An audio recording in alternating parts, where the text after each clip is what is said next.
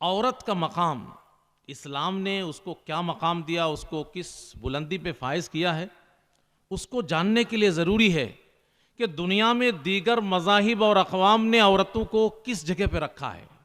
हल्की सी एक नज़र डाल ली जाए। बाइबल के अंदर कहा गया है कि कौन है जो पाक को नापाक से निकाले, यानी औरत नापाक है और उससे जो बच्चा पैदा होता है वो पाक है। ये औरत का मकाम है। औरत को नापाक कहा जा रहा है बाइबल के अंदर। अच्छा, ये ख्याल कहां से आ गया भाई, बाइबल के अंदर औरत को नापाक कहा जा रहा है?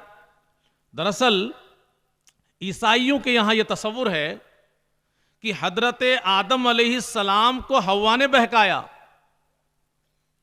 आदम अलैहिस्सलाम इब्लीस के झांसे में आ गए। क्यों? क्योंकि हव्वा ने प्रेशर बनाया, कह रहे बात मान लो, अरे बात मान लो। तो हव्वा के बहकावे में आकर के आदम ने गलती की, इसलिए अब औरत मुजरिम हो गई, नापाक हो गई हमेशा के लिए। यह ख्याल है। चुनांचे बड़े बड़े इनके आलिम जैसे अंथोनी है, चेरोम है, बर्नार्ड है, ये लोग औरत को क्या बोलते मालूम है? कहते हैं कि औरत शैतान का फैलाया हुआ एक जाल है। दुनिया की तमाम औरतों के बारे में ये बातें कह रहे हैं कौन? इनके आलिम। औरत शैतान का फैलाया हुआ जाल है, या औरत एक बिच्छू है जो हमेशा डसने के लिए तैयार है। बताइए, ये औरत की इज्जत है? इसी तरीके से यहूदियत के अंदर आप देखेंगे उनके उलमा की दुआ मनकूल है। वो क्या कहते हैं कि तू पाक है हमारे रब, कायनात के बादशाह, कि तूने हमें एक औरत पैदा नहीं किया। अल्लाह की तारीफ कर रहे हैं खुशी में कि अल्लाह तूने औरत नहीं बनाया, इसलिए तू पाक है और तेरी तारीफ कर रहा हूं मैं। तो इसका मतलब यह है कि औरत बना करके अल्लाह रब्बुल आलमीन ने उनको गलत कर दिया है। जिनको औरत बना दिया उनके साथ गलत हुआ है।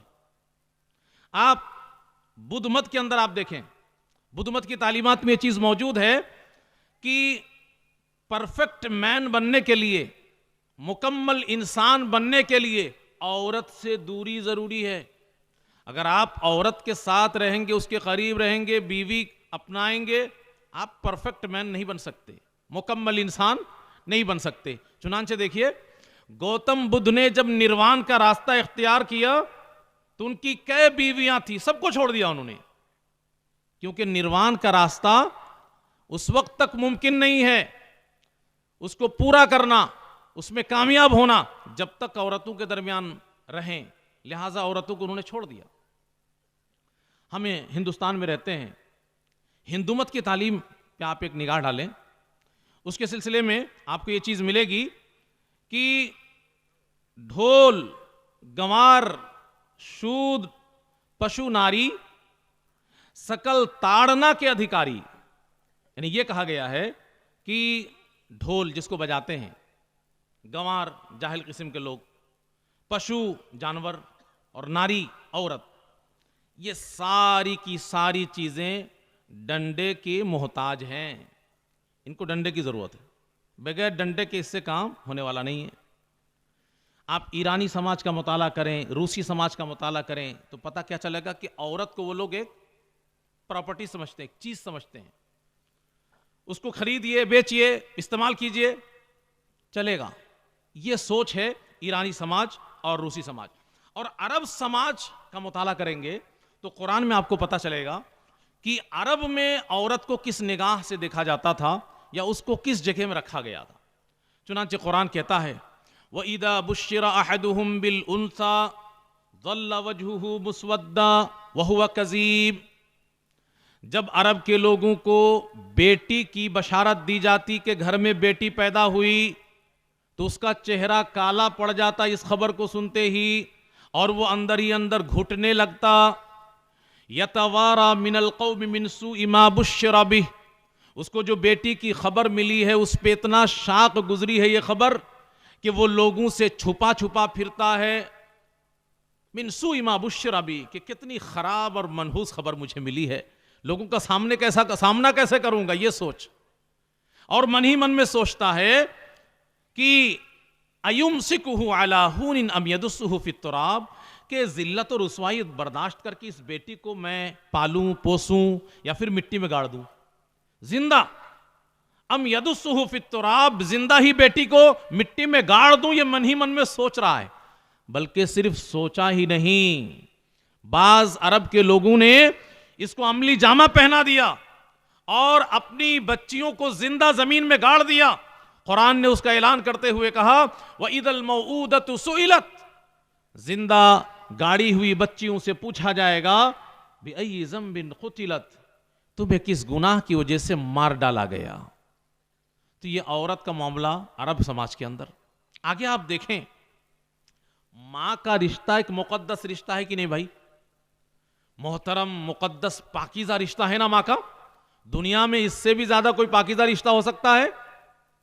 लेकिन अरब के अंदर सौतेली मां की क्या हैसियत थी कि बेटा सौतेली मां से निकाह कर लेता था, शादी कर लेता था, उसके साथ रात गुजारता था। इस्लाम ने औरत को इस जिल्लत की खाई से निकाला और इज्जत और अजमत की बुलंदी पे फायज करते हुए कहा वला तनकिहू मा नकहा आबाउकुम मिनन निसा, कि लोगों ये चीज बहुत बुरी है।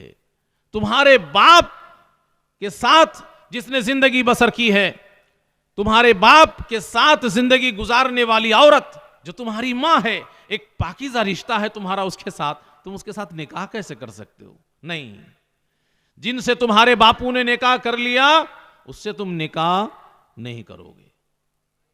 इसी तरीके से औरतों के महीने में खास दिन हुआ करते हैं। अरब के अंदर औरतों के साथ बड़ा खराब सलूक किया जाता था खास दिनों में, अय्याम हैज़ में, पीरियड्स के दिनों में। क्या करते थे भाई? औरत का बिस्तर, औरत का लिबास, औरत का बर्तन, औरत का खाना, औरत का पानी, सारी चीजें अलग, एक अलग कमरे में उसको ले जाकर ढकेल देते थे। जब तक वो पाक ना हो जाए तो समझो वो अछूत है। ये औरत की इज्जत है कि औरत की तौहीन है भाई? कि कुदरती तौर पर, फितरी तौर पर औरत का क्या कसूर है कि उनके लिए महीने में कुछ दिन खास हैं? औरत क्या क्या कसूर है कि उसकी वजह से औरत के साथ ऐसा सलूक अछूत कर दिया जाए? तो अल्लाह रब्बुल आलमीन ने औरत को इस रुसवाई से भी निकाला और कहा यसअलूनका अनिल महीज़, ये लोग हैज़ के बारे में पूछते हैं कि हैज़ क्या चीज़ है और औरत के साथ क्या होना चाहिए सलूक। कुल हुवा अदा, ऐ नबी कह दीजिए ये गंदगी है। फ़अतज़िलुन निसा फ़िल महीज़ वला तक़रबूहुन हत्ता यतहुरन, तुम औरतों से जिमा के सिलसिले में दूरी इख्तियार करो जब तक कि वो पाक ना हो। सिर्फ एक चीज की दूरी, उनसे जिमा ना करो, हम बिस्तरी ना करो। इसना कुल्ल शैइन इल्ला निकाह, निकाह को छोड़ करके यानी जिमा को छोड़ करके उन दिनों में औरत के साथ सब कुछ करो। हजरत आयशा सिद्दीक़ा रज़ी अल्लाह अन्हा फरमाती हैं, मैं हैज़ के हालत में हुआ करती थी और जनाब मोहम्मद सल्लल्लाहु अलैहि वसल्लम मेरे पिए हुए गिलास से पानी पीते थे और जहां मैंने मुंह लगाया था अल्लाह के रसूल सल्लल्लाहु अलैहि वसल्लम वहीं मुंह लगाते थे। मैं हड्डी चूसती थी और वही हड्डी जनाब मोहम्मद सल्लल्लाहु अलैहि वसल्लम ले लेते थे और मैंने जहां मुंह लगाया था वहीं पे अल्लाह के रसूल सल्लल्लाहु अलैहि वसल्लम मुंह लगाया करते थे। मैं हैज़ की हालत में हुआ करती थी, लंगोट कस लेती थी, जनाब मोहम्मद सल्लल्लाहु अलैहि वसल्लम मुझसे बोसो किनार हुआ करते थे, मुझसे करीब हुआ करते थे। बिस्तर अलग नहीं था, खाना अलग नहीं था, सिवाय हम बिस्तरी के इस्लाम ने सारी चीजें उसके साथ नॉर्मल रखी। निकाह, निकाह का रिश्ता भी बड़ा पाकीज़ा रिश्ता है, लेकिन ज़माने जाहिलियत के अंदर निकाह के जो तरीके थे बड़े गंदे थे। एक तरीका को छोड़कर, मालूम है आपको, कुछ तरीके आप सुने। एक तरीका यह था, यह सब जायज था जो मैं बताने जा रहा हूं, लोग उसको बुरा नहीं मानते थे। निकाह का एक तरीका यह था कि कोई औरत झंडा गाड़ लेती थी अपने घर में, यानी एक तरीके से ऐलान था कि कोई भी आ जाए मेरे पास, सबके लिए दरवाजा खुला हुआ है। और आता भी था, जिसके मन में आए झंडा गाड़ा हुआ है चला गया। वो औरत सारे मर्दों से हम बिस्तर हुआ करती थी और उसके बाद जब बच्चा पैदा होता तो जितने सारे मर्द के साथ उसके नाजायज़ ताल्लुकात होते थे, उन सबको इकट्ठा करती थी। और उसके बाद वो जिसको कह देती थी कि ये तेरा बच्चा, उसे मानना पड़ता था। ये निकाह की एक शक्ल थी अरब के अंदर। तो ये अच्छी चीज़ है, औरत की इज्जत है इसमें भाई, कि एक औरत के साथ 100 मर्द मिले, कोई भी आए मिले, और उसके बाद कोई भी एक बाप बन जाए, उस औरत के जिस्म के साथ एक खिलवाड़ है। इसी तरीके से एक निकाह मुता, आपने नाम सुना होगा। एक मुकर्ररा वक्त तक के लिए निकाह कर लेना, 1 हफ्ते के लिए, 1 महीने के लिए, 1 साल के लिए, और जब टाइम खत्म हो गया फिर निकाह खत्म हो गया। टाइम पास वाला निकाह मुता, यह अरब के अंदर चलता था। इसी तरीके से एक और निकाह शिगार, मैंने तुम्हारी बहन से शादी कर ली, तुम भी मेरी बहन से शादी कर लो, मेहर नहीं है। मैं भी अपनी बीवी को मेहर नहीं दूंगा और तुम भी मेरी बहन को मेहर मत देना। अदली बदली वाला निकाह, और मेहर नहीं। मेहर से औरत की इज्जत और अजमत बुलंद होती है, और मेहर ही से उसे महरूम कर दिया जाए तो औरत खिलौना हो गई ना भाई। इस्लाम ने क्या कहा है कि तुम उसके शर्मगाह को हलाल कर रहे हो, बदले में मेहर दो। मेहर के बदले में शर्मगाह को हलाल कर रहे हो, वो कोई खिलौना नहीं है। और इसमें खिलौना बना दिया गया था औरतों को कि बगैर मेहर के अदला बदली कर लो, मेरी बहन से तुम निकाह कर लो, तुम्हारी बहन से मैं निकाह कर लो। एक और बहुत खराब शक्ल, इंसान के दिल में ख्याल होता था कि मेरा बच्चा बड़ा खूबसूरत पैदा हो, बड़ा ज़हीन पैदा हो, आगे चल कर के बड़ा आदमी बने, तो मैं तो एक मामूली इंसान हूँ, छोटा मोटा आदमी, मेरी कोई पहचान नहीं है। तो ऐसा करता हूँ, अपनी बीवी को फला खूबसूरत आदमी के घर भेज देता हूँ रात गुजारने के लिए, कौम के सरदार के पास भेज देता हूँ, फला खानदान के रईस के पास भेज देता हूँ। और इसमें कोई बुराई नहीं थी। अपनी बीवी को अपनी रजामंदी से किसी दूसरे मर्द के पास भेज दिया करते थे वो, और उससे जब हमल ठहरता था तो उस बच्चे को वो अपना लेता था। बताइए इसमें औरत की इज्जत है? इस्लाम ने क्या किया? इन सब के ऊपर ब्रेक लगा दी। क्यों? ये सब औरत की तौहीन है, औरत की इज्जत नहीं इसमें। इस्लाम ने एक मुकद्दस रिश्ता मुकद्दस शक्ल में बहाल किया कि लड़की के जिम्मेदार सरपरस्त वली को बोल करके फिर लड़की की रजामंदी से मेहर के बदले में ईजाब व कबूल के साथ निकाह करो, और जिंदगी भर के लिए, जो आज हमारे दरमियान मौजूद है। तो इस निकाह में इस्लाम ने औरत को इज्जत बख्शी। अच्छा, निकाह करने की कोई लिमिटेशन नहीं थी। अब 4 पे तो इतनी उंगलियां उठ रही हैं कि इस्लाम ने 4 निकाह की इजाजत दे रखी है। लेकिन जिस जमाने में इस्लाम नाजिल हुआ और इस्लाम को नाफिज किया अल्लाह ने, उस वक्त के हालात क्या थे मालूम है आपको? 4 की भी लिमिट नहीं थी भाई, जितनी चाहो उतनी कर लो एक साथ। इस्लाम ने क्या कहा? 4 बीवियां ज्यादा से ज्यादा एक साथ रख सकते, उससे ज्यादा नहीं, मुकर्रर कर दी, हदबंदी कर दी। लेकिन अरब समाज के अंदर लिमिटेशन नहीं थी, जितनी चाहो उतनी औरतों से निकाह कर लो। इस्लाम ने हदबंदी करते हुए कहा कि यह भी औरतों के साथ मजाक है। फनकिहू मा ताब लकुम मिनन निसाई मसना व सुलासा व रुबा, आप 2-2, 3-3, 4-4, बस एक साथ 4 से ज्यादा बीवी नहीं रख सकते।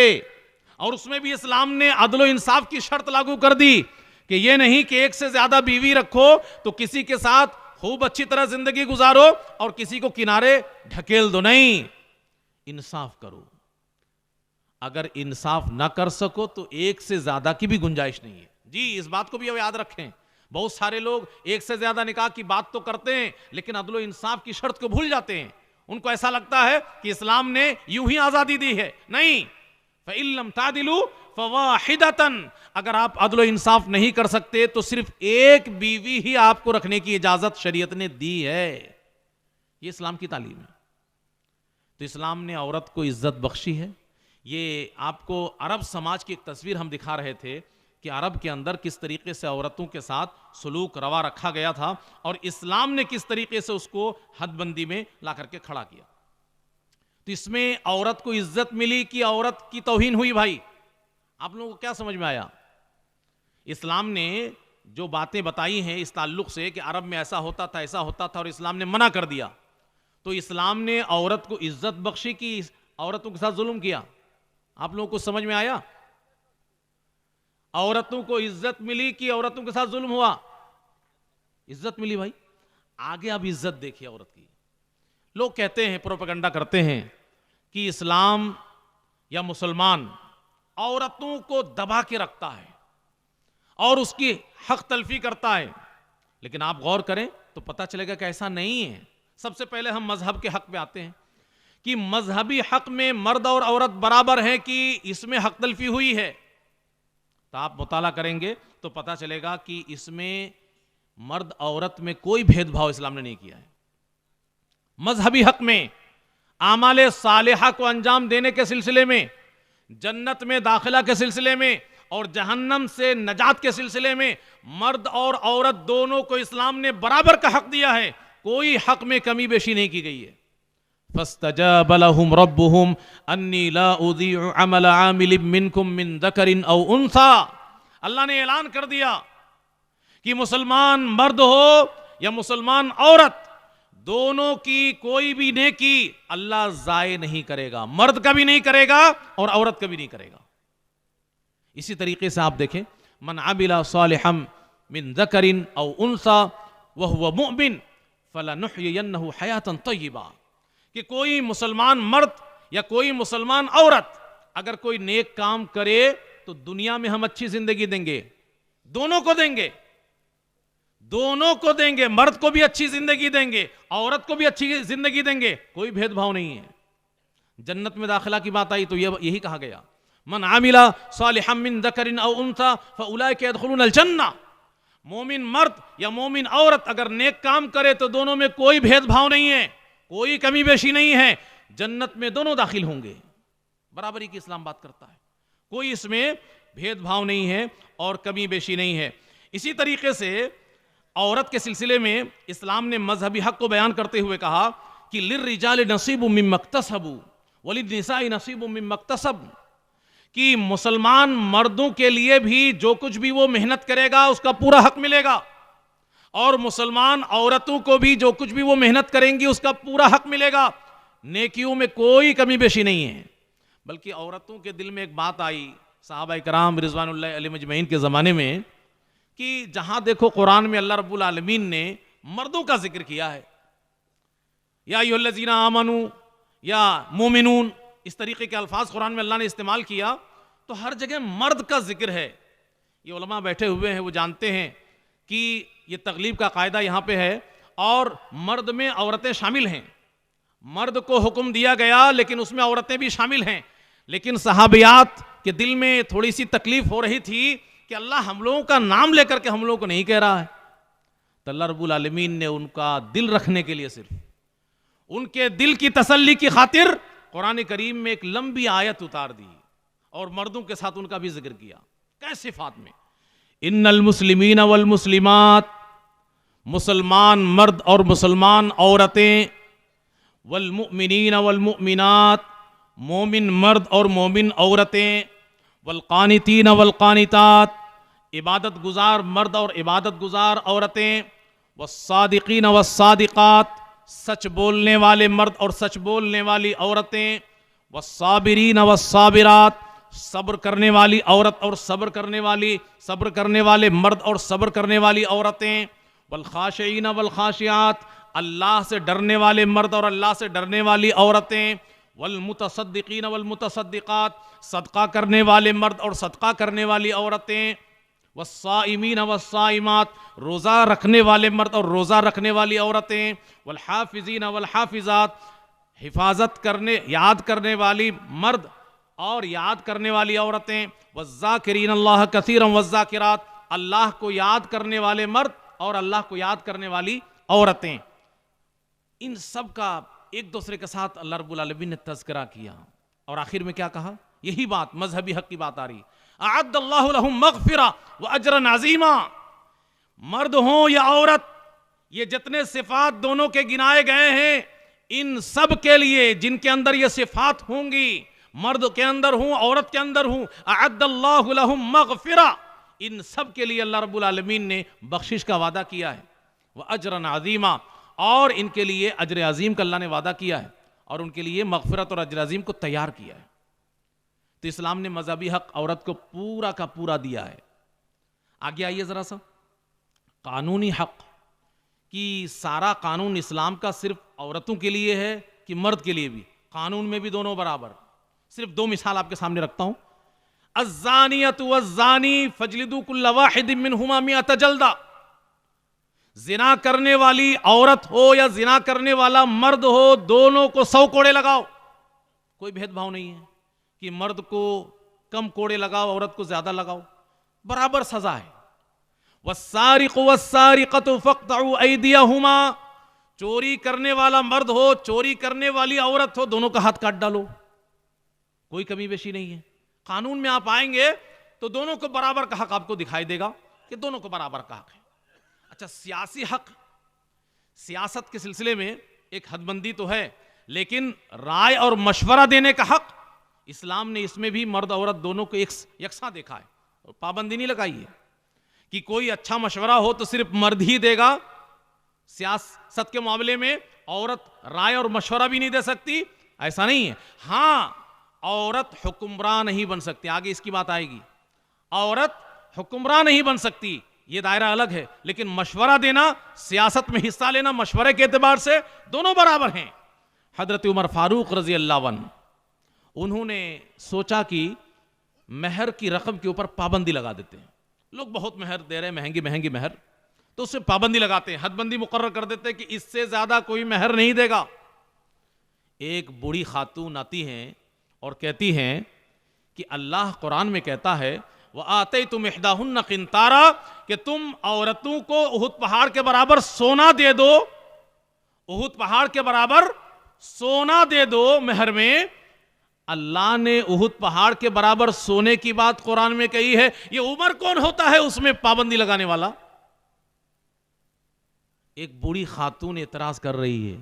हजरत उमर फारूक रज़ी अल्लाह अन्हु की आंख खुल जाती है और कहते हैं कि मुझे ताज्जुब है कि एक बूढ़ी खातून को वो बात समझ में आ गई जो उमर को समझ में नहीं आया, और जुर्रत नहीं करते कि हदबंदी नाफिज करें, इस सिलसिले में कोई लिमिटेशन मुकर्रर करें। नहीं, जितनी महर दे सकता है दो, जितनी भी महंगी महर कोई देना चाहे दे सकता है। वह आते तुम इहदाहुन्ना किंतारा, मानना पड़ा। लेकिन अब इसका मतलब यह नहीं है कि हम आप ऐसा समझ लें कि मर्द और औरत बराबर हैं, जैसा कि दुनिया के लोग कहते हैं। दुनिया के लोग यही कहते हैं मर्द औरत दोनों बराबर, हर मैदान में, हर जगह में। यह बात गलत है, और यह बात इसलिए गलत नहीं है कि इस्लाम में है, इस्लाम में भी है और उसके पीछे लॉजिक है, आपको भी समझ में आ जाएगी। एक बात बताइए, एक मर्द को यहां पे खड़ा कर दीजिए और एक औरत को खड़ा कर दीजिए, सब लोग अपनी आंखों से देखिए, क्या दोनों का जिस्म बराबर है? बराबर है भाई? जब देखने ही में बराबर नहीं तो फिर बराबरी की बात क्यों करता है भाई कोई? आप खड़ा कर दो, खुद ही बोलोगे कि दोनों बराबर नहीं है, दोनों अलग हैं, आपकी आंखों के सामने दोनों अलग हैं। जिस्म अल्लाह ने उसका अलग बनाया है और मर्द का अलग बनाया है। औरत का जिस्म अल्लाह रब्बुल आलमीन ने बहुत काट छाट के बहुत खूबसूरत और नाजुक बनाया है, और मर्द को काट छाट के नाजुक नहीं बनाया, हट्टा कट्टा मजबूत बनाया। भाई एक बात बताइए, कोई चीज बिल्कुल सपाट खड़ी करिए आप, एक पिलर खड़ा करिए आप चारों तरफ से बिल्कुल बराबर, और एक पिलर खड़ा करिए जिसमें नक्शो निगारी हो, कहीं पे मोटा कहीं पे पतला, मजबूत कौन वाला होगा? लॉजिक के हिसाब से बोलिए आप, कौन वाला मजबूत होगा भाई? जो सीधा है कि जो खूबसूरत बनाने के चक्कर में कहीं बहुत पतला कर दिया गया है? कौन वाला मजबूत होगा? सीधा वाला। तो औरत मजबूत है जिस्म में कि मर्द मजबूत है? ये लॉजिक है। औरत को अल्लाह रब्बुल आलमीन ने तराश खराश करके नाजुक बना दिया है, और उसके पीछे का राज है कि उसको खूबसूरत बनाना था। आइए एक हदीस आप सुन लीजिए। प्यारे नबी जनाब मोहम्मद सल्लल्लाहु अलैहि वसल्लम फरमाते हैं, मन कान युमिनु बिल्लाहि वल यौमिल आखिर, जो अल्लाह पर और आखिरत के दिन पर ईमान रखता है, फला युदी जारा, वो अपने पड़ोसी को ना सताए, वस्तौसु बिन निसाई खैरा, और औरतों के बारे में अच्छे सलूक की वसीयत कबूल कर ले। औरतों के बारे में अच्छे सुलूक की, हुस्ने सुलूक की मेरी वसीयत कबूल कर ले। आगे आप वजह बता रहे हैं कि क्यों औरतों के साथ अच्छा सलूक करना, हुस्ने सलूक करना, खैर का मामला करना। फ़इन्नहुन्ना खुलिक़ना मिन ज़िला। हमारी माएँ बहनें बहुत गौर से इसको सुने, पहले नाराज ना हो जाए हमसे कि मौलवी साहब क्या बता रहे हैं, ये नबी की हदीस बता रहा हूं, लेकिन लोग बारीकी से इस हदीस को नहीं समझते हैं। फ़इन्नहुन्ना खुलिक़ना मिन ज़िला। औरतें पिसली की हड्डी से पैदा की गई हैं। क्या बताना चाह रहे हैं अल्लाह के रसूल सल्लल्लाहु अलैहि वसल्लम? कि औरतें टेढ़ी हैं, ज़हन दिमाग के एतबार से भी, सोच और फिक्र के एतबार से भी, और जिस्म के बनावट के एतबार से भी। फ़इन्नहुन्ना खुलिक़ना मिन ज़िला। औरतें पिसली की हड्डी से पैदा की गई हैं। व इन्न अअवज शैइन फ़ी ज़िलाई आला। और पिसली की हड्डी में भी जो ऊपर का हिस्सा वो सबसे ज्यादा टेढ़ा है, और उसी से औरत की पैदाइश हुई है, तो औरत टेढ़ी है, दोनों एतबार से टेढ़ी है। जिस्म के बनावट के एतबार से भी, चूंकि वो सपाट नहीं है, और सोच और समझ और फिक्र के एतबार से भी टेढ़ी है। तो अल्लाह के रसूल सल्लल्लाहु अलैहि वसल्लम ने तलकीन कर दी कि जब औरत फितरतन टेढ़ी है तो उसके साथ हुस्ने सलूक से काम लेना, वरना बात बिगड़ जाएगी। फ़इन ज़हब्त तुक़ीमु। अब इस टेढ़ी हड्डी को तुम सीधी करने जाओगे तो वो तो पहले ही से नाजुक है, तराश खराश करके टूट जाएगी। ये हड्डी टूट जाएगी, यानी संभाल ही नहीं पाओगे, तलाक देना पड़ेगा तुम्हें, इनको सुधार नहीं पाओगे अपने मन के मुताबिक। हाँ, ये हमें आपको बतलाया गया है कि अल्लाह रब्बुल आलमीन ने फितरी तौर पर इनको कमजोर किया है, टेढ़ा किया है, लिहाजा इनके साथ हुस्ने सलूक से पेश आना, खैर का सलूक मामला करना, और अपनी जिंदगी इसी तरीके से गुजार लेना, समझा बुझा करके, प्यार और मोहब्बत से। वरना ये औरत ऐसी टेढ़ी है कि अगर तुम इसके सीधी करने के चक्कर में जाओगे तो दुनिया में अच्छे अच्छे कोई नचा देगी, सीधी नहीं होगी, वो तुम ही को टेढ़ा कर देगी, तलाक दे बैठोगे। फ़इन ज़हब्त तुक़ीमु। अगर तुम इसको सीधी करने जाओगे, कसरता, तोड़ दोगे। अब इसका मतलब यह है कि मौलवी साहब इनको छोड़ दो, इनके हाल पे जो मन में आए वो करे, नहीं, वो तो और टेढ़ी हो जाएगी। अगर छोड़ दोगे तो फिर बड़ा नुकसान हो जाएगा। निगाह भी रखो, ध्यान भी रखो, ख्याल भी रखो, प्यार और मोहब्बत से समझा के काम भी ले लो। जरूरत पड़े तो बेवकूफ बना दिया करो। 500 रुपए की साड़ी लाओ और कहो अरे इससे महंगी साड़ी तो दुकान में थी ही नहीं, 5000 की है। जरूरत पड़े तो झूठ भी बोल दो उनसे, अगर घर की कंडीशन ऐसी है। बेवकूफ तो बन जाएगी, लेकिन टेढ़ी रहेगी। अगर वो आप सीधी करने जाओ तो गड़बड़ हो जाएगा। तो अगर आप छोड़ दोगे उसको तो वो तो टेढ़ी की टेढ़ी रह जाएगी और बड़ा नुकसान हो जाएगा, बड़ी गलतियां हो जाएंगी। लिहाजा बहुत सोच समझ करके औरत का इस्तेमाल करो। तो इस हदीस के अंदर मैं क्या कह रहा था आपसे, औरत जिस्मानी एतबार से मर्दों के बराबर नहीं है, ये हमारी आंखों के सामने है। लिहाजा ये नारा ही बातिल है कि मर्द औरत दोनों बराबर। अरे दोनों बराबर है ये नहीं भाई, निगाह बता रही है अलग अलग है। अच्छा, अपने दिमाग के एतबार से भी मर्द से कमजोर है औरत। क्यों? कुरान कहता है, अल्लाह ही ने उसको कमजोर बनाया है। अवमन युनश्शअ फिल हिलिया व हुवा फिल खिसाम गैर मुबीन। जरा बताओ कि जिसकी तरबियत परवरिश जेवरात में होती है, यानी औरतें, वह हुआ फिल खिसाम गैर मुबीन, और वो सही से झगड़ा भी नहीं कर सकती, अपनी बात सही से झगड़ा करते वक्त रख नहीं सकती। ये कुरान में अल्लाह रब्बुल आलमीन ने उसके दिमाग की कमजोरी की तरफ इशारा कर दिया है। क्योंकि नाजुक चीज है और अल्लाह ने उनकी दिलचस्पी उसी में रखी है, सजने संवरने में।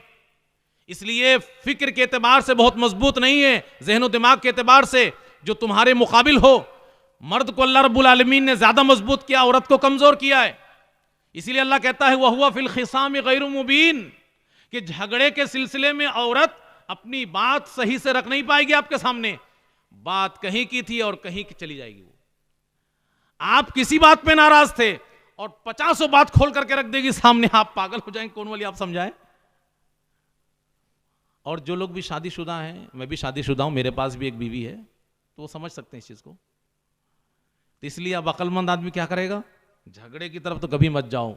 अक्लमंद आदमी कभी भी औरत के साथ झगड़े की तरफ नहीं जाएगा, इसलिए कि अल्लाह ने ऐलान कर दिया है वह हुआ फिल खिसाम गैर मुबीन। अगर झगड़ा करने में जाओगे घंटों के घंटों बीत जाएंगे और मामला सुलझेगा नहीं, उलझता चला जाएगा।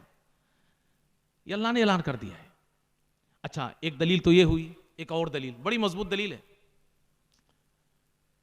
कि अगर कभी लेन देन करो किसी से, कर्ज लेन देन करो, तो आयत दैन जो कुरान की सबसे लंबी आयत है, उसमें अल्लाह रब्बुल आलमीन ने कहा कि फस्तशहिदू शहीदैन मिन रिजालिकुम, जब कभी भी कर्ज का लेन देन करो तो 2 आदमी को गवाह बना लो। अपने माशरे में 2 आदमी को गवाह बना लो। ये भी बहुत बड़ी भूल हो रही है हमारे माशरे में। लोग दोस्तों के साथ लेन देन करते हैं तो समझते हैं कि रिश्ता खराब हो जाएगा अगर किसी को गवाह बना लेंगे। अरे भाई, गवाह नहीं बनाओगे तभी रिश्ता खराब होगा, कल को जाकर के बात बिगड़ जाए।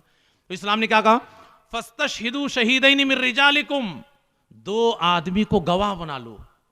लेकिन अगर मान लीजिए कि 2 आदमी ना मिले, फ़इल्लम यकूना रजुलैन, 2 आदमी ना मिले, औरतें मौजूद हैं लेकिन 2 आदमी नहीं, एक ही आदमी मिल रहा है, तब क्या करेंगे? इस्लाम ने तो पहली बात है कि यह हक ही नहीं दिया है कि सिर्फ औरतों को गवाह बनाओ, कि 2 आदमी के जगह में 5-10 औरतों को गवाह बना लो, यह ऑप्शन ही नहीं है। एक आदमी तो होना जरूरी है। यह इस बात की तरफ इशारा है और दलील है कि औरत फिक्री तौर पर कमजोर है दिमाग के एतबार से, इसलिए औरत ने मुकम्मल गवाह उनको माना ही नहीं है कि अगर 2 आदमी ना हो तो सिर्फ औरतों को गवाह बना लो। ये कहा नहीं, बल्कि कहा एक आदमी तो चाहिए, फरजुलुन, एक आदमी तो चाहिए। हां, दूसरा आदमी नहीं मिल रहा है, उसकी जगह में औरत को गवाह बना सकते हो, लेकिन सिर्फ एक औरत को नहीं।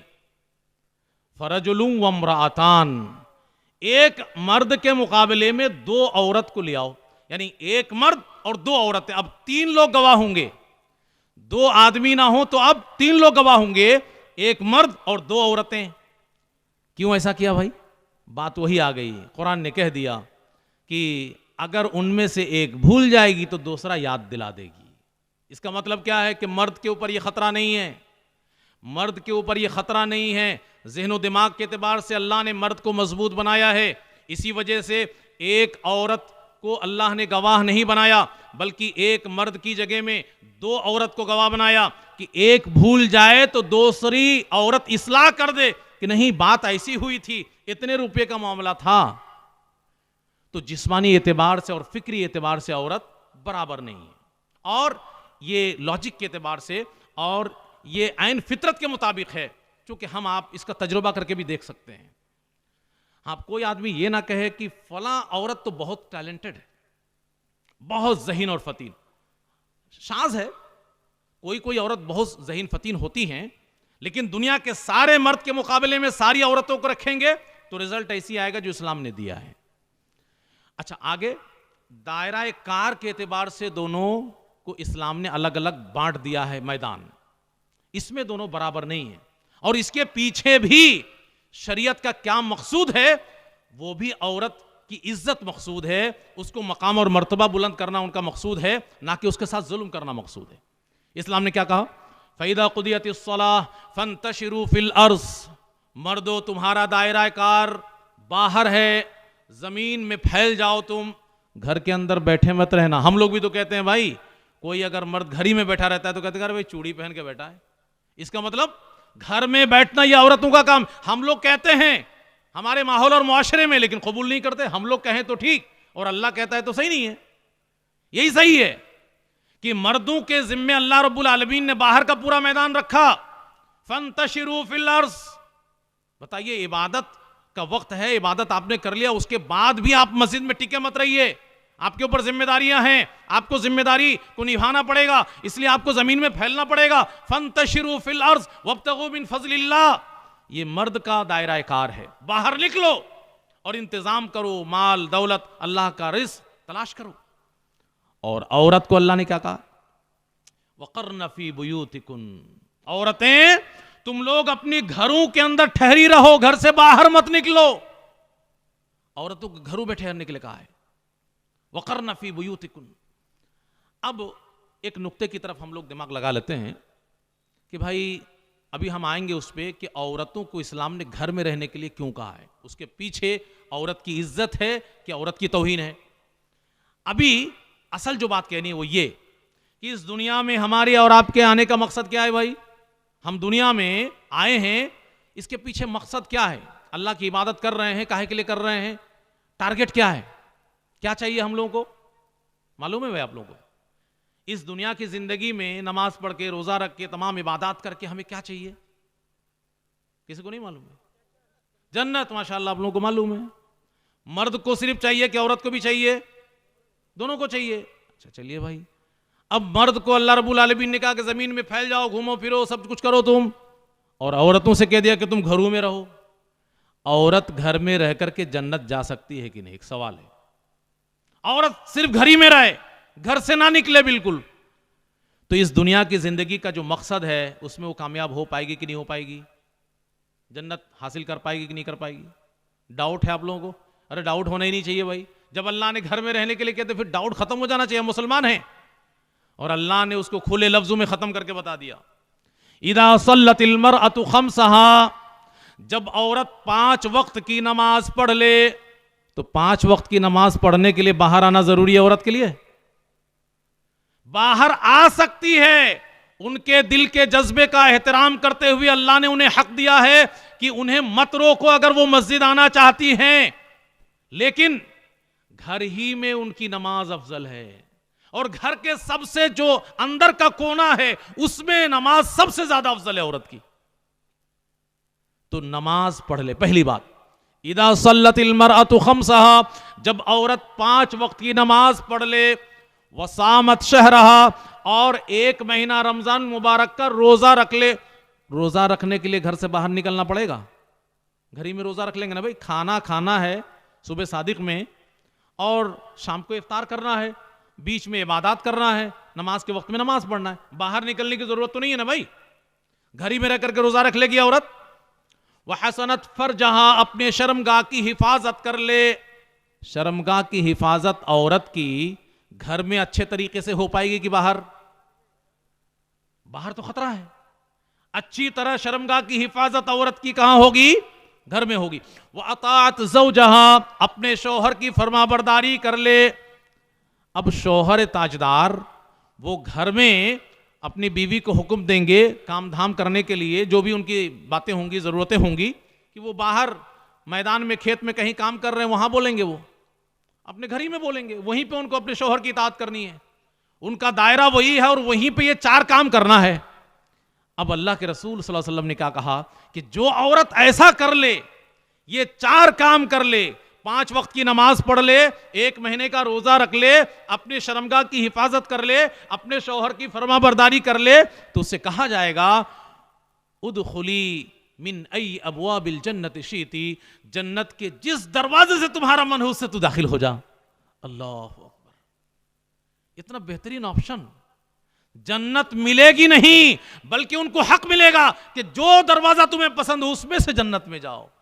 मर्द इस हक से महरूम है। मर्द इतना काम करके नॉर्मली इससे महरूम है कि उससे यह कहा जाएगा कि जिस दरवाजे से चाहो जन्नत में दाखिल हो जाओ। या औरतों को खुशखबरी मिली है कि उनसे कहा जाएगा जो वाला दरवाजा पसंद है उस दरवाजे से जन्नत में चली जाओ। तो इससे क्या पता चला कि औरत अपने घर में रहकर के इस जिंदगी के मकसद में पूरी तरह कामयाब है। आइए, ये तो एक हक की हम बात कर रहे थे। अब हम देखते हैं कि औरत को इस्लाम ने किस मकाम पे रखा है। बात लंबी होने लगे तो बता दीजिएगा भाई। मां की शक्ल में देखिए, मां औरत है ना भाई, मां की शक्ल में इस्लाम ने औरत को किस जगह पे रखा है। अल्लाह रब्बुल आलमीन ने कुरान में मां और बाप दोनों के साथ हुस्ने सलूक की तलकीन की कि मां और बाप दोनों के साथ हुस्ने सलूक करो। लेकिन कुरान की 2 आयतें में तफसील में नहीं जाता, 2 आयत में आप गौर करेंगे तो पता चलेगा कि पहले तो कहा गया कि मां बाप के साथ अच्छा सलूक करो, हुस्ने सलूक करो, लेकिन आगे जो कुर्बानी बताई जा रही है वो मां की बताई जा रही है, बाप की नहीं बताई जा रही है। हमलतहु उम्मुहु कुरहा व वज़अतहु कुरहा, मां ने तकलीफ बर्दाश्त करके पेट में रखा और मां ने तकलीफ बर्दाश्त करके जना। तो मकाम किसका बुलंद हुआ, बाप का कि मां का? मां बाप के साथ अच्छा सलूक करो। क्यों? इसलिए कि मां की बड़ी कुर्बानी है, बाप का तज़किरा नहीं हो रहा है। तो अल्लाह ने मां की शक्ल में बाप के मुकाबले में मां की शक्ल में औरत को किस बुलंदी पे रखा है, आप तसव्वुर कर सकते हैं। एक और दूसरी आयत के अंदर कहा गया, हमलत हु उम्मुहु वहनन अला वहनिन, तकलीफ पे तकलीफ बर्दाश्त करके मां ने बच्चे को पेट में रखा। मां की कुर्बानी का तज़किरा हो रहा है। एक सहाबी रसूल अल्लाह के रसूल सल्लल्लाहु अलैहि वसल्लम से पूछते हैं कि अल्लाह के रसूल सल्लल्लाहु अलैहि वसल्लम, मन अहक़्क़ुन नास बिहुस्नि सहाबती, मेरे हुस्न सलूक का सबसे ज्यादा हकदार कौन है? तो अल्लाह के रसूल सल्लल्लाहु अलैहि वसल्लम कहते हैं कि तेरी मां उम्मुक। फिर कौन? तेरी मां। फिर कौन? तेरी मां। फिर कौन? तेरा बाप। 100% में से 75% हुस्न सलूक का हक मां का, मां को अल्लाह ने दे दिया कि मां हक रखती है कि उनके साथ अच्छा सलूक करो। कितना? 75%। 25% बाप को दिया गया। 4 मर्तबा में 3 मर्तबा मां का नाम लिया गया, 1 मर्तबा बाप का नाम लिया गया। बताइए इस्लाम ने मां की शक्ल में औरत को किस बुलंदी पे फायज किया है। इससे भी बड़ी बात, एक साहबी रसूल कहते हैं, अल्लाह के रसूल सल्लल्लाहु अलैहि वसल्लम, अरदतु अन अग़ज़ुआ, मैंने इरादा कर लिया है कि जिहाद करूं, जंग में जाऊं। मैं आपसे मशवरा करने के लिए आया हूं कि जाऊं कि ना जाऊं, अच्छा रहेगा कि नहीं रहेगा। जिहाद, जिहाद में क्यों जाते थे साहबा इकराम भाई? क्यों जाते थे? दिल में क्या तमन्ना होती थी कि जिहाद करेंगे, शहीद हो जाएंगे, जन्नत मिल जाएगी। जन्नत यही चाहिए हमें और आपको। तो मुजाहिद भी यही तमन्ना दिल में लिए हुए जिहाद में जा रहा है। अरदतु अन अग़ज़ुआ, मैंने जंग में जाने का इरादा कर लिया है, अल्लाह के रसूल मुझे मशवरा दीजिए, जाऊं कि ना जाऊं। अल्लाह के रसूल सल्लल्लाहु अलैहि वसल्लम पूछते हैं, हल लक मिन क्या तुम्हारी मां है? कहते हैं हाँ मेरी मां तो है। तो अल्लाह के रसूल सल्लल्लाहु अलैहि वसल्लम कहते हैं, फलसमहा, जंग में ना जाओ, जिहाद में ना जाओ, मां को लाजिम पकड़ लो, मां की खिदमत करो, मां के साथ रहो। क्यों? फ़इन्नल जन्नत तहत रिजलैहा, जन्नत जो तुम जिहाद में जाकर के लेना चाहते हो, मां की खिदमत करो, मां के पैर के नीचे जन्नत है, वही मिल जाएगी। अल्लाह अकबर, कितना बड़ा मकाम औरत को इस्लाम ने मां की शक्ल में दिया है। आप सोच सकते हैं, बीवी को लोगों ने दुनिया में एंटरटेनमेंट का सामान समझा है, तफरी का सामान, इंजॉय करने के लिए। आमतौर लोगों के जहनो दिमाग में यही रचा बसाओ। दुनिया में इब्लिस ने इसको खूबसूरत बना दिया है कि औरत इंटरटेनमेंट की चीज है। लेकिन ये औरत को जब आप खिलौना बना दे, तफरी का सामान, तो ये औरत की इज्जत है भाई। औरत की इज्जत है कि उसको हम खिलौना समझें, कि इंजॉय करें उससे। इस्लाम ने बीवी के रिश्ते को कितना खूबसूरत बना करके पेश किया है, आप सोच नहीं सकते कि बीवी को इस्लाम ने कितना खूबसूरत उसकी ताबीर की है बीवी की, कि बीवी क्या चीज है। वमिन आयातिही अन खलक़ लकुम मिन अनफुसिकुम अज़वाजा लितस्कुनु इलैहा, तुम्हारे ही नफ्स से तुम्हारा जोड़ा बीवी की शक्ल में अल्लाह ने बनाया। बीवी क्या चीज है? सुकून की चीज है, सुकून। लितस्कुनु इलैहा, बीवी से तुमको सुकून मिले। हमारी माएं बहनें बहुत ध्यान से इस बात को सुने और गौर करें कि बीवी सुकून की चीज है। आपको अपने शौहर के लिए सुकून की चीज बनना चाहिए। यह नहीं कि आपको देखते ही बीपी हाई हो जाए, ऐसा नहीं होना चाहिए। अल्लाह के नबी सल्लल्लाहु अलैहि वसल्लम से पूछा गया, मैं अपनी तरफ से कुछ नहीं बोल रहा हूं, अयुन निसाई खैर, अल्लाह के रसूल सल्लल्लाहु अलैहि वसल्लम कौन सी बीवी अच्छी है? तो अल्लाह के रसूल सल्लल्लाहु अलैहि वसल्लम ने क्या जवाब दिया? अल्लती तसुर्रुहु इज़ा नज़रा इलैहा, वो बीवी सबसे अच्छी बीवी है कि शौहर उसको देखे तो दुनिया का सारा गम भूल जाए, उसको खुशी मयस्सर हो। लेकिन अगर आप ऐसा करती हैं कि शौहर परेशान, थका मारा, परेशान बाहर से आया है और घर पे आके कदम रखा है और आपने कहानी सुनाना शुरू कर दिया मुंह फुला करके, आपकी अम्मा ने तो आज मेरे साथ ऐसा किया, आपकी बहन ने तो वो नाटक किया, आपके अब्बू की तो फरमाइश ही रहती है, और देवर जी साहब फलाने साहब अरे जहन्नम बना दिया। अब एक गिलास ना पानी पूछ रहे हो, ना खबर खैरियत पूछ रहे हो, ना पूछ रहे हो कि आप किस हाल में हैं, क्या किन चीज़ों का सामना किया है। अब वो बेचारा बाहर भी परेशान, अंदर आके और परेशान, खाना पानी छोड़ करके बाहर घूम रहा है, जाके होटल में खा रहा है। तो ऐसी बीवी ना बनिए आप, ये बेहतरीन बीवी नहीं है। ये अल्लाह के रसूल सल्लल्लाहु अलैहि वसल्लम के कहने के मुताबिक ये बेहतरीन बीवी नहीं है। तो मैं ये कह रहा था कि बीवी की शक्ल में इस्लाम ने औरत को क्या मकाम दिया है? औरत को खिलौना इस्लाम ने नहीं कहा, इंटरटेनमेंट का सामान, तफरी का सामान नहीं कहा, बल्कि क्या कहा, लितस्कुनु इलैहा, बीवी निहायत कीमती दौलत है कि जिसको शौहर पा करके दुनिया के सारे झमेले भूल जाता है और गम से आजाद होकर के दिल में सुकून महसूस करता है। बीवी सुकून की चीज है। और उससे भी बड़ी बात, हमारी माएँ और बहनें गौर करें कि बीवी की शक्ल में उनका मकाम कितना बुलंद है इस्लाम में, कि आप शौहरों के पाक दामनी का जामिन हैं। आपकी वजह से आपका शौहर अपने शर्मगाह की हिफाजत करेगा, अपनी नजरें नीची करेगा, यह अल्लाह के रसूल सल्लल्लाहु अलैहि वसल्लम का ऐलान है। तो आप कितनी प्यारी चीज हैं कि आपकी वजह से आपका शौहर गुनाहों से बच जाता है। आप किला हैं, आप ढाल हैं, आप जहन्नम से बचाव का जरिया हैं। कितनी कीमती चीज है भाई। या माशर शबाब मन इस्तता मिनकुमुल बाह फलियतज़व्वज फइन्नहु अगद्दु लिलबसर व अहसनु लिलफरज। के जवान की जमात, शादी कर लो। शादी करने से क्या होगा, बीवी पाने से क्या होगा, बीवी क्या चीज है, तो कहते हैं शर्मगाह की हिफाजत हो जाएगी, निगाह नीची हो जाएगी। तो आप कितनी कीमती और प्यारी चीज हैं। इस्लाम ने कितनी खूबसूरती के साथ आपको बीवी की शक्ल में पेश किया है। बल्कि जाने दीजिए उसको, आगे आप गौर करें और सुने कि आपको इस्लाम ने बीवी की शक्ल में क्या कहा है। एक शर्त है, आप नेक बन जाएं तो दुनिया की तमाम चीजों में सबसे कीमती चीज आपको इस्लाम ने कहा है, अद्दुनिया मता, ये पूरी दुनिया सामान है और उसमें मर्द और औरत और दुनिया की तमाम चीजें भी सामान हैं। वह खैरु मताई दुनिया अल मरअतु सालिहा, और दुनिया के तमाम सामान में से नेक बीवी दुनिया के सबसे कीमती चीज है। खैरु मताई दुनिया, बेहतरीन चीज नेक बीवी है। बताइए, इतनी बुलंदी पे औरत को इस्लाम ने फाइज किया है कि अगर वो नेक बीवी है तो दुनिया में सबसे कीमती चीज है। और आइए हम थोड़ा सा आगे बढ़ जाते हैं। औरतों के सिलसिले में बीवी की शक्ल में एक परेशानी ये है, हमारे कुछ भाई की तरफ से जुल्म भी होता है कि अपनी बीवियों को मारते पीटते हैं, गाली गलौज करते हैं, जिसकी वजह से बड़ी बदनामी होती है। लेकिन इस्लाम ने क्या मारने की इजाजत दी है? तो अब इस सिलसिले में हम कहेंगे कि हां।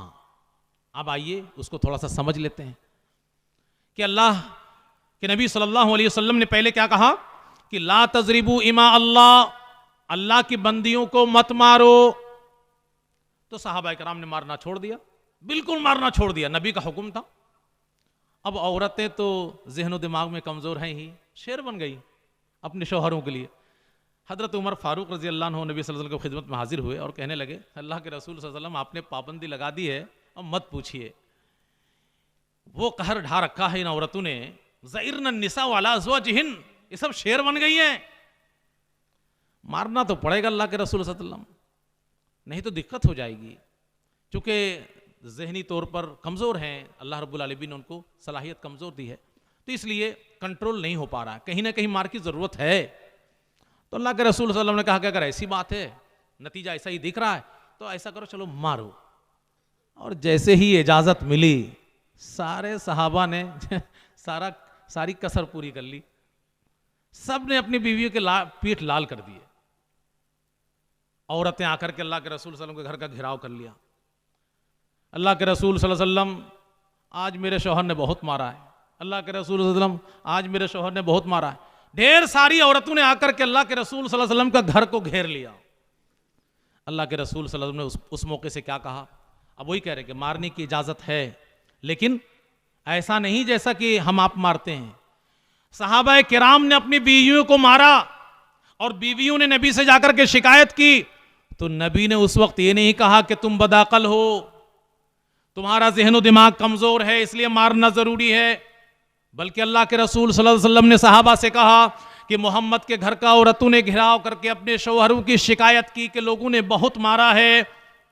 लैसा उलाइकुम बिखयारिकुम, जिन लोगों की शिकायतें ये औरतें लेकर के आई हैं वो अच्छे लोग नहीं हैं। इसका मतलब है कि ज्यादा मार दिया था। अरे मारने के लिए क्या, इसका मतलब हाथ पैर तोड़ डालो।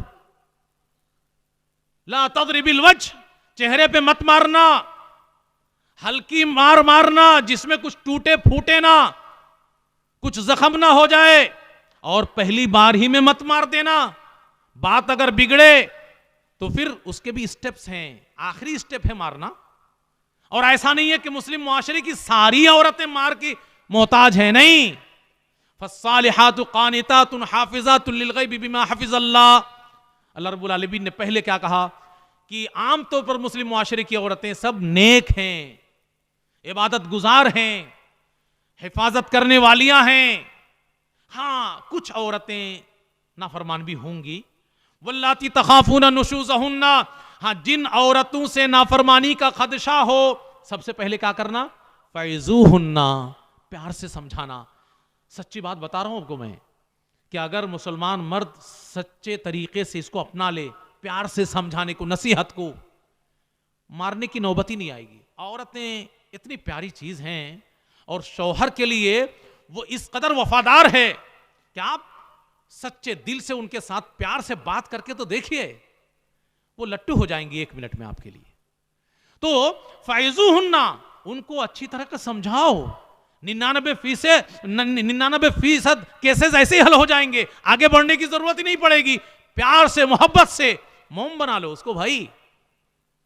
अगर उससे काम ना चले तो ऐसी सूरत में दूसरा काम करो, वहजुरूहुन्ना फिल मज़ाजिह, बिस्तर अलग कर लो। भाई जितने लोगों ने मारा है, हमारी बहनों से भी हम बोल रहे हैं, उनके शौहरों ने अगर किसी ने मारा है, क्या कभी बिस्तर अलग किया? और आप लोगों से भी बोल रहे हैं, बिस्तर अलग किए कभी कि तुम्हारे साथ हम नहीं सोएंगे भाई, तुम अलग बिस्तर पे, मैं अलग पे? भाई वो रह नहीं पाएगी आपके बगैर। वो बड़े नरम दिल की हैं, बस वक्ती तौर पे लब लब लब लब बोल देती हैं, लेकिन बस दूरी बना करके देखो, आप मुंह लटका के रहो, एक दिन मोम हो जाएंगी फौरन। इसीलिए इस्लाम ने कहा वहजुरूहुन्ना फिल मदाजिह, बिस्तर अलग कर दो, अपने आप सीधी हो जाएंगी। वो तुमको परेशान नहीं देख पाएंगी और तुमसे दूर भी नहीं रह पाएंगी वो। लेकिन कुछ औरतें थोड़ा सा ढीठ होती हैं, ये दोनों स्टेप से भी काम नहीं चलता, तो कहा कि फज़रिबूहुन, जब इससे भी काम ना चले तो मारना। लेकिन फिर बात वही है, ऐसी मार मत मारना कि वो बाबेला खड़ा कर दे। अरे हाथ लगा देना ही उसके लिए काफी है कि मेरे शौहर ने मुझे हाथ लगा दिया। आपका हाथ उठा करके छुआ देना यही काफी है। अब तोड़ना फोड़ना जरूरी है भाई। अच्छा, हाथ छुआ करके भी काम नहीं चल रहा है तो क्या करोगे? तलाक? नहीं, अब उनके रिश्तेदारों को बुलाओ, भाई को, अब्बा को, सबको, अपने भी आदमी को लगाओ कि देखिए हम दोनों की बात बिगड़ रही है, कैसे मामला बनेगा, बैठक करो। तो इन तमाम चीजों को हम लोग छोड़ देते हैं और सबसे पहले डंडा शुरू कर देते हैं। तो औरत के साथ इस्लाम ने हुस्न सुलूक की तलकीन की है। और इसी तरीके से कई हदीसों के अंदर अल्लाह के नबी सल्लल्लाहु अलैहि वसल्लम ने यह बात बताई है कि बेहतरीन लोग कौन हैं? जो अपने बीवियों के लिए बेहतर हैं। और अल्लाह के रसूल सल्लल्लाहु अलैहि वसल्लम फरमाते हैं कि मैं भी अपनी बीवियों के हक में बेहतर हूं। बेटियों की शक्ल में क्या मकाम दिया है औरत को अल्लाह ने? बड़ा ऊंचा मकाम। बेटियां हमारे लिए बोझ नहीं हैं, बल्कि बेटियां हमारे लिए जहन्नम से बचाव का जरिया हैं। अल्लाहु अकबर। मन इब्तुलिया मिन हादिहिल बनाति बिशै, अल्लाह के नबी सल्लल्लाहु अलैहि वसल्लम ने फरमाया कि जो बेटियों में आजमाया गया, जिन्हें बेटियां अल्लाह ने दे दी और बेटियों को उसने अच्छी सोहबत दी, अच्छी परवरिश की और अल्लाह का डर दिल में रखा उनके बारे में, फलहुल जन्ना, उसको जन्नत मिल जाएंगी। बाज हदीस में अल्फाज ये आए हैं कि कुन्न लहु सित्रम मिनन नार, ये बेटियां जहन्नम के और तुम्हारे दरमियान दीवार बन जाएंगी, जहन्नम नहीं जाने देंगी। ये मामला है बेटियों की शक्ल में। अच्छा, आम औरत इस्लाम की निगाह में, लोग ये ना कहें कि इस्लाम में सिर्फ रिश्तों की शक्ल में औरत को मकाम मिला है, नहीं। एक आम औरत, पाक दामन औरत, इस्लाम की निगाह में उसकी इज्जत और इफ्फत की क्या अहमियत है और उसका मकाम कितना ऊंचा है कि अगर कोई शख्स पाक दामन आम औरत के ऊपर तोहमत लगा दे, वल्लदीन यरमूनल मुहसनात, जो पाक दामन आम मोमिना औरत पर इल्जाम लगा दे, तोहमत लगा दे, तो ऐसे लोगों के लिए क्या क्या आ गया? फजलिदूहुम समानीना जल्दा। एक आम औरत इस्लाम की निगाह में उसकी इज्जत इतनी बुलंदी पे है कि उसके ऊपर उंगली उठाने वाले को 80 कोड़े खाने पड़ेंगे। वला तक़बलू लहुम शहादतन अबदा, और उसकी गवाही कबूल नहीं की जाएगी। ये कहा गया है। अब आइए हम आखिरी हिस्से पे थोड़ी बात कर लेते हैं। पर्दे के सिलसिले में लोगों को ऐसा लगता है, हमारी माओ बहनों को भी लग सकता है कि औरत के ऊपर बड़ा जुल्म किया इस्लाम ने, लेकिन ऐसा नहीं है मेरे भाई। ये पर्दा भी दर हकीकत उसकी मकाम की बुलंदी की दलील है। पर्दा जो इस्लाम ने लागू किया है वह औरत के ऊपर जुल्म नहीं, बल्कि औरत का मकाम और मर्तबा उससे बुलंद हो गया है। क्यों? आइए सबसे पहले हम उसके पीछे के राज को आपके सामने खोल दें। हजरत आदम अलैहिस्सलाम और हव्वा अलैहिस्सलाम को अल्लाह ने जन्नत में जब ठहराया था तो क्या कहा था? इब्लीस से होशियार रहना। और क्या कहा था कि इस दरख्त के करीब मत जाना। लेकिन इब्लीस ने क्या किया? फवस्वस लहुमा शैतान लियुबदिया लहुमा मा वूरिया अन्हुमा मिन सौआतिहिमा। शैतान ने दोनों के दिल में वसवसा डाला और क्या कहा कि इस दरख्त को चख लोगे तो ये हो जाएगा, वो हो जाएगा, फला फला, और तुम्हारा मैं खैर खा हूं, कसम खाने लगा। लेकिन उसके पीछे मकसद क्या था इब्लीस का मालूम है? ये नुक्ता आज अपने दिमाग में आप बिठा लीजिए, हमारी माए बहनें इसको एकदम महफूज कर लें। इब्लीस ने सबसे पहला हमला इंसानों के ऊपर किया था। उस हमले के पीछे की वजह क्या थी? लियुबदिया लहुमा मा वूरिया अन्हुमा मिन सौआतिहिमा। जो शर्मगाह तुम्हारा पर्दे में है उसको खोलना चाह रहा था वो। पीछे राज क्या था इब्लीस का? ये कि शर्मगाह खोल दे। इब्लीस का तो काम यह है कि सारे इंसानों को बहका करके अपने जाल में फंसा करके जहन्नम में साथ में ले जाए। उसने तो वादा कर लिया अल्लाह से, बल्कि उसने यहां तक कह दिया कि लाक़ुदन्न लहुम सिरातकल मुस्तकीम, मैं सिरात मुस्तकीम पे बैठ जाऊंगा और इन सबको खींच लूंगा। इसलिए बहुत चौकन्ना रहने की जरूरत है। इस्लाम के नाम पे कभी आप धोखा मत खाइएगा। काला रसूलुल्लाह कोई कह दे तो धोखा मत खा लीजिएगा। अरबी इबारत पढ़ करके कह दे कि ये अरबी में है तो धोखा मत खा जाइएगा। ज़ईफ और मौजू रिवायत और तमाम चीजें लोग बयान करते चले जाते हैं, धोखा मत खाइएगा। ये सिरात मुस्तकीम पे बैठ करके इब्लीस ने हमला करने की बात कही थी, और ये इब्लीस का जो काम है वो दीन के नाम पे आपको धोखा देगा, दीन बोल करके आपको जाल में फंसाएगा। तो उसने कहा था कि मैं चौतरफा ऐसा हमला करूंगा कि मेरे हमले से ये तितर बितर हो जाए, कोई बच नहीं पाएगा। चंद को छोड़ करके सब मेरी झोली में आ गिरेंगे। अल्लाह रब्बुल आलमीन ने कहा कि सबको जहन्नम में डालूंगा। तो इब्लीस ने सबसे पहला टारगेट क्या किया? ये नहीं कहा था कि भाई शिर्क करो, कत्ल करो, चोरी करो, फलाने करो, कुछ नहीं। सबसे पहला उसका हमला यह था कि किसी तरीके से इनके शर्मगाह खुल जाएं। लियुबदिया लहुमा मा वूरिया अन्हुमा मिन सौआतिहिमा। शर्मगाह के ऊपर जो पर्दा पड़ा है वो हट जाए और दोनों के सामने शर्मगाह खुल जाए। चुनांचे फलम्मा ज़ाक़ा शजरा, आदम और हव्वा ने जैसे ही दरख्त को चखा, बदत लहुमा सौआतुहुमा, गुनाह होते ही जन्नत का लिबास उनका उतर गया और दोनों बेलिबास हो गए।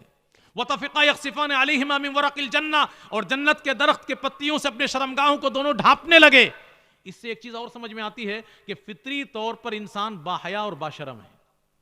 फितरी तौर पर इंसान बाशरम और बाहया है, लेकिन माहौल और मुआशरे में जब वो हया और शर्म के लिबास के उतार फेंक देता है फिर वो कुछ भी कर लेता है। नबी करीम सल्लल्लाहु अलैहि वसल्लम की हदीस की रोशनी में कि इदा लम तस्तही फसना माशित, कि जब शर्म करना छोड़ दो, हया करना छोड़ दो, फिर जो मन में आए वो करो। इब्लीस ने इसी को पकड़ा था कि इनको पहले बेहया करो, पहले बेशर्म करो, फिर इससे सब कुछ करवा लेंगे। तो सबसे पहला हमला यही था इब्लीस का कि इनको बेहया करो। तो देखिए, औरत को अल्लाह रब्बुल आलमीन ने बहुत काट छाट के नाजुक और खूबसूरत बनाया। अच्छा, खूबसूरत क्यों बनाया है? उसके पीछे भी एक वजह है। चूंकि दुनिया में इंसानी नस्ल को चलाना है, दुनिया में इंसानी नस्ल को चलाना है, और उसके लिए जरूरी था कि औरत को खूबसूरत बनाया जाए ताकि मर्द उसकी जिम्मेदारी कबूल करे, उसकी तरफ खींचे। इसलिए अल्लाह रब्बुल आलमीन ने औरत को खूबसूरत बनाया है।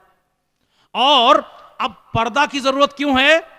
इसलिए कि औरत खूबसूरत चीज है, मर्द उसको देखेगा तो उसकी तरफ लपकेगा। ये फितरी चीज है। जो लोग कहते हैं कि अपनी निगाह ठीक करो, वो सब झूठे हैं और मक्कार हैं। उनके दिल से पूछो कि तुम्हारे दिल में क्या चल रहा है, फिर पता चलेगा कि तुम्हारी निगाह कितनी पाक साफ है।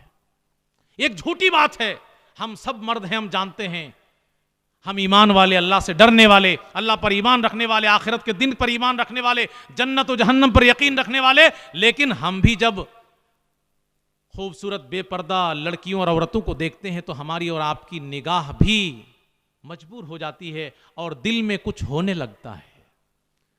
तो इन लोगों के दिल में कुछ नहीं होता है, होगा, हो ही नहीं सकता है। वो झूठ बोल रहे हैं, वो झूठ बोल रहे हैं, ये हो ही नहीं सकता है। प्यारे रसूल जनाब मोहम्मद सल्लल्लाहु अलैहि वसल्लम का फरमान है, अल मरअतु औरा, औरत पर्दे की चीज है, छुपाने की चीज है, चूंकि निहायत ही खूबसूरत चीज है और दुनिया की सबसे कीमती चीज है। इदा खरजत, अगर किसी जरूरत के खातिर ही घर से बाहर निकलेगी, जैसे ही बाहर निकलेगी, इस्तशरफह शैतान, तो शैतान ताक झांक करवाना शुरू कर देता है, लड़कों की निगाह उसके ऊपर पड़ने लगती है। तो ये औरत की इज्जत ऐसी चीज है कि वो खतरे में है। औरत की इज्जत क्या है भाई? खतरे में। आप किसी भी औरत से पूछ लो, यहां तक कि गैर मुस्लिम बहनों से भी पूछ लो कि तुम्हारी निगाह में सबसे कीमती चीज क्या है, वो यही बोलेगी कि मेरी इज्जत। और इसी वजह से आप खबर सुनते होंगे कि गैर मुस्लिम बहन भी जब उसकी इज्जत लुट जाती है, रेप हो जाता है, तो वो दुनिया में जीना गवारा नहीं करती, खुदकुशी कर लेती है।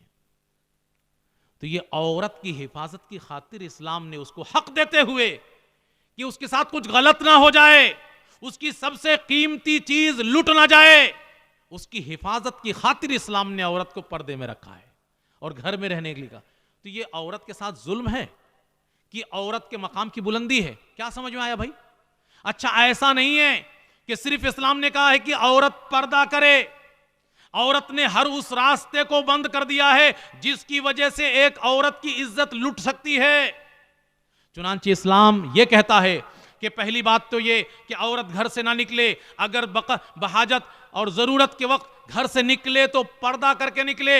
या अय्युहन नबी कुल्ली अज़वाजिक व बनातिक व निसाइल मुमिनीन युदनीना अलैहिन्ना मिन जलाबिबिहिन्ना, कि घर से अगर कभी जरूरत पड़ने पर निकले तो अपने ऊपर जिल्बाब डाल ले जो सर से पैर तक उसके जिस्म को ढांप ले। ज़ालिका अदना अन युरफ़ना फला युज़ैन, इसके पीछे की वजह यह है कि वो सेफ हो जाएंगी, वो महफूज हो जाएंगी, लोगों को समझ में आ जाएगा कि ये ऐसी वैसी औरत नहीं है कि जिसको हम फंसा लेंगे, बल्कि वो डरेगा हाथ डालने से और शरीफ समझ करके फला युज़ैन, कोई नुकसान नहीं पहुंचाएगा, वो बची रहेंगी। इसी तरीके से अगर कभी बात करने की जरूरत पड़ जाए अजनबी मर्द से, तो इस्लाम ने क्या कहा? ला तख़ज़ाना बिल क़ौल, बात में नरमी नहीं होनी चाहिए, औरत लचक ना रखे अपनी बात में। फ़यत्मअल्लज़ी फ़ी क़ल्बिही मरज़, किसी के दिल में बीमारी है तो वो मन ही मन में लालच करेगा कि शायद हरी झंडी मिल रही है और कहीं भी अटैक कर सकता है, वो किसी भी तरीके से हासिल करने के लिए कोशिश कर सकता है और औरत की इज्जत खतरे में पड़ सकती है। तो इस्लाम ने सिर्फ पर्दा लागू नहीं किया है, हर उस रास्ते के ऊपर ब्रेक लगाई है जिसकी वजह से औरत की इज्जत लुट सकती है, औरत के जिस्म के ऊपर कोई हाथ डाल सकता है। चुनांचे आप देखें, ज़ेबो ज़ीनत की चीजों के इजहार से भी इस्लाम ने रोक दिया कि कोई भी ज़ेबो ज़ीनत की चीज औरत अजनबी मर्द के सामने जाहिर नहीं कर सकती। वला युब्दीन ज़ीनतहुन, जाहिर नहीं करेंगी, उसकी तफसील बयान कर दी। हाँ, फला फला तुम्हारा रिश्तेदार है जिससे खतरा नहीं है, शौहर है, बाप है, भाई है, ससुर है, वगैरह वगैरह, अपना बेटा है, इनको छोड़ करके जिनसे खतरा है उनके सामने तुम ज़ेबो ज़ीनत का इजहार भी नहीं करोगी। यहां तक कहा गया कि अगर तुम बाहर निकलो और तुमने पैर पे जेवरात पहन रखे हैं, वला यदरिबन बिअरजुलिहिन लियुअलम मा युखफीन मिन ज़ीनतिहिन्ना, जोर से पैर जमीन पे मत रखना वरना तुम्हारे पाजेब के झनकार से किसी का दिल मचल सकता है और वो तुम्हारे लिए खतरा बन सकता है, तुम्हारी इज्जत पे वो हाथ डाल सकता है और तुम्हारी कीमती चीज खतरे में पड़ सकती है। ला यखलुवन रजुलन बिमरातिन, पर्दा करके अजनबी मर्द के साथ कोई औरत रह सकती है? मुकम्मल ढांप ले अपने आप को, पर्दा कर ले शरई लिबास में बिल्कुल, और अजनबी मर्द के साथ तन्हा एक कमरे में हो जाए ये कहते हुए कि मैं पर्दे में हूं, खतरा है। तीसरा शैतान है। जहां कहीं भी अजनबी मर्द के साथ औरत तन्हाई में होती है, तीसरा शैतान होता है। और किसी को भी ये महसूस करना हो, जिसने भी अपनी जिंदगी में तन्हाई इख्तियार की होगी, उसको महसूस हो जाएगा कि तीसरा शैतान कैसे कैसे दिल में काम कर रहा होता है। खतरा है, थोड़ी देर में सारा पर्दा उतर जाएगा। इसलिए इस्लाम ने पाबंदी लगाई कि तन्हा किसी अजनबी मर्द के साथ औरत रह नहीं सकती, उसके ऊपर भी पर्दा है। लेकिन अफसोस की बात है कि हमारी माओ और बहनों ने आज जो बुर्का पहनना शुरू कर दिया है, वो बुर्का खुद पुरकशिश और जाज़िबियत से भरपूर। उस बुर्के को भी ढांकने की जरूरत है। इस्लाम ने इसीलिए पर्दा रखा है कि नॉर्मल कोई ऐसा कपड़ा पहन लो कि तुम्हारी तरफ कोई खींचे ना, और आप बुर्का और ऊपर के सामान को भी इतना सजा करके आप पहन रही हैं कि मजबूर हो जाए। इस्लाम ने इत्र लगाने के लिए मना कर दिया औरत को कि इत्र लगा करके बाहर नहीं जाएगी। क्यों भाई? इत्र में भी कशिश होती है। कोई भी औरत अगर इत्र लगा करके जाए कि लोग उस इत्र से महजूज हों तो उसे जानिया कहा गया है कि वो दावत गुनाह दे रही है। कोई भी उसके ऊपर हमला कर सकता है, उस इत्र की खुशबू में वो उसकी तरफ खिंच सकता है। तो इस्लाम ने सिर्फ पर्दे को लागू नहीं किया है, और भी बहुत सारी चीजें लागू किया है। क्यों? इसीलिए ताकि औरत महफूज रहे। तो औरत को इस्लाम ने महफूज किया, या औरत के ऊपर जुल्म है, या उसको एक बुलंद मकाम पे इस्लाम ने फायज कर दिया? औरत की सबसे कीमती चीज की हिफाजत का सामान इस्लाम ने मुहैया किया, और लोग कहते हैं कि औरत के ऊपर जुल्म हो रहा है। बताइए कहां की बात कहां पे ले जा करके उसको दुनिया के सामने बयान किया जा रहा है। बहरहाल पर्दा के सिलसिले में भी आप ख्याल रखें कि पर्दा का जो लिबास है वो तंग नहीं होना चाहिए, बारीक नहीं होना चाहिए, झलकने वाला लिबास नहीं होना चाहिए। और इसी तरीके से मर्द का कपड़ा आप इस्तेमाल ना करें। तमाम किस्म के पर्दे के लिबास के ऊपर भी इस्लाम ने हुक्म नाफिज किया है।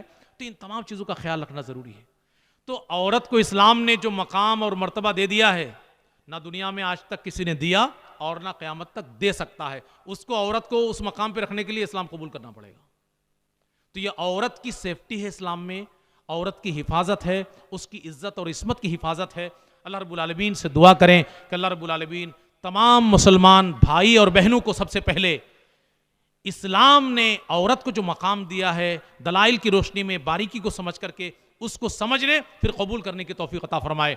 पर्दे की शक्ल में इस्लाम ने औरत को कितना सेफ कर दिया है और औरत को कितना बुलंद मकाम दिया है, इस नुक्ते को भी जहन में हमेशा जिंदा रखने की तौफीक अता फरमाए। इस्लाम की इन तालीमात पर हमें संजीदगी के साथ अल्लाह रब्बुल आलमीन अमल करने की तौफीक अता फरमाए।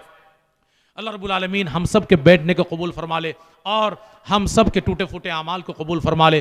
जन्नतुल फिरदौस में हम सबको जगह इनायत फरमाए। व आखिरु दावाना अनिल हम्दुलिल्लाहि रब्बिल आलमीन। वस्सलाम।